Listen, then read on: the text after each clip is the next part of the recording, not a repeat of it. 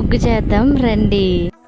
ఈరోజు మా దేవాన్ష్కి అయితే ఉగ్గు అయితే చేస్తున్నాను, చూసేయండి. సింపుల్ ప్రాసెస్ అనమాట, సింపుల్గా అయిపోయింది. ఒక గ్లాస్ బియ్యం వేసుకున్నాను, అదే గ్లాస్తో సగం గ్లాస్ కందిపప్పు అయితే వేసుకున్నాను అనమాట. దీన్ని బాగా మిక్స్ చేసేసుకొని వాటర్ పోసుకొని ఒక 2-3 సార్లు అయితే కడిగేసుకుంటా. బాగా కడిగేసుకున్నాక ప్లేట్లో ఆరబోసేసుకొని బాగా ఎండపెట్టేసుకోవాలన్నమాట. ప్లేట్లో వేస్తే పల్ అని సౌండ్ రావాలి, ఆ విధంగా అయితే ఎండిపోవాలి తడి లేకుండా. దాన్ని బాగా సిమ్లో పెట్టుకొని బాగా దూరబరాగా వేయించేసుకొని మిక్సీ పట్టేసుకొని తర్వాత అయితే జల్లిచ్చేసుకోవాలి. ఒకవేళ జల్లిచ్చేసుకున్నాక కూడా బరకగా ఉన్నదంతా ఉంటుంది కదా పైన, అది మళ్ళీ వేసి మళ్ళీ మిక్సీలో పెట్టుకొని మళ్ళీ జల్లెడైతే జల్లిచ్చేసుకోండి.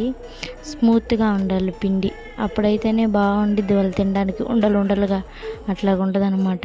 నేనైతే బాక్స్లో పెట్టేసుకున్నాను, నాకైతే వారానికి సరిపోయిద్ది. దేవాన్ష్కి అయితే వేడి నీళ్ళు పోసుకొని బాగా మరగనిచ్చేదాకా అయితే పెట్టుకోవాలన్నమాట. బౌల్ తీసుకొని ఆ బౌల్లో ఒక స్పూన్ అంత పిండి వేసుకున్నాను. స్పూన్ అంత పిండి వేసుకుంటే దానికి డబల్ అవుతుంది అనమాట. దాన్ని వాటర్ పోసుకొని అయితే బాగా కలుపుకోవాలన్నమాట. ఉండలు లేకుండా బాగా కలుపుకోవాలన్నమాట. ఫస్ట్ అన్ని రకాల పప్పులు వేసి అయితే ట్రై చేసా మా మన్వితకైతే.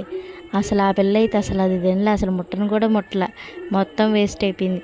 అందుకని చెప్పి మా దేవాన్ష్కి అయితే సింపుల్గా ఇట్లాగైతే చేసి పెడితే వాడికి బాగా నచ్చింది, అందుకని తింటున్నాడు. అందుకని చెప్పి సింపుల్గా నేనైతే ఇట్లా చేసేస్తానమాట. ఆ పిండి అయితే బాగా మరిగిన వాటర్లో అయితే పోసి బాగా కలిపెట్టేస్తాను అనమాట. సిమ్లో పెట్టుకుంటూ హైలో పెట్టుకుంటే ఏంటంటే పొంగిపోద్ది అనమాట. అందుకని చెప్పి సిమ్లో పెట్టుకుంటూ దగ్గరుండి చేసుకుంటాను అనమాట. బాగా కలిపేసుకొని అదో జారుగా ఉందన్నమాట. ఇంకొంచెం ఉడికితే కొంచెం గట్టిగా వస్తుంది. ఫస్ట్ టైం పెట్టే వాళ్ళైతే కొంచెం జారుగానే పెట్టండి, ఎందుకంటే లేకపోతే వాళ్ళకి గొంతులో మింగడానికి అసలు రాదనమాట. మా వాడికి 9 కాబట్టి నేను కొంచెం గట్టిగానే పెడతానమాట, గట్టిగానే చేస్తాను. అదో చూడండి, నేను చేసిన ఎంత గట్టిగా ఉందో చూడండి. వాడికి అలవాటు అయిపోయింది కాబట్టి బాగుంది అదైతే.